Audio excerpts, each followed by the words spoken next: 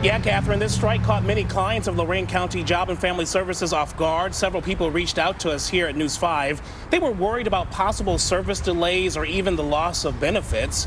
And one of those viewers was Jeremy Hudgens. So today I took his concerns to JFS to try to get some answers for him and our other viewers. I found out about the strike last night at about midnight.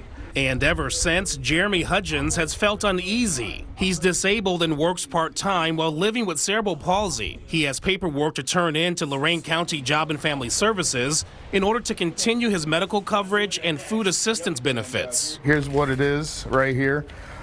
We got the Medicaid renewal form and also SNAPs in there as well. He worries the strike will cause major delays reviewing and accepting required documents.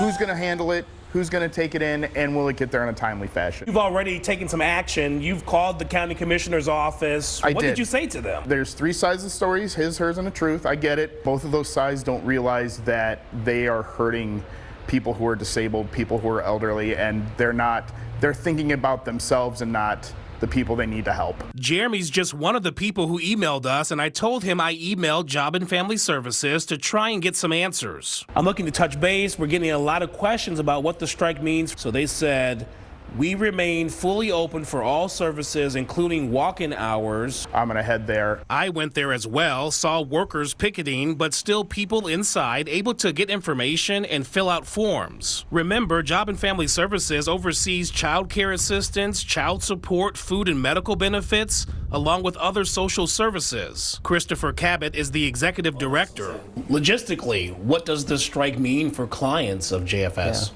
We're operating at about half of our staffing level that we typically would be. Is it fair to say because of the strike, we're going to see delays in processing of some paperwork, implementation of some services? What we've decided to do is really prioritize those in the most need first. Obviously, you might be on the phones a little bit longer, or it might take a little bit longer to process the same amount of applications with fewer people.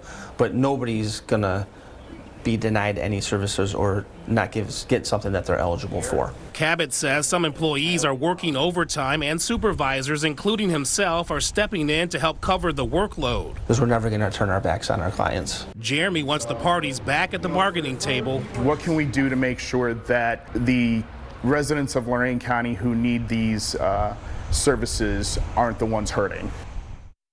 And again, Cabot says that the phone lines in the lobby at the office will remain open. The office is not closed. And he told me that it typically takes about 30 to 60 days to fully process paperwork. But given this current strike, he says that timeline could be longer. But he assured me that they are prioritizing those emergency cases. Cabot says that the state has offered to help here, and they are also looking to bring in support from other counties' Job and Family Services offices.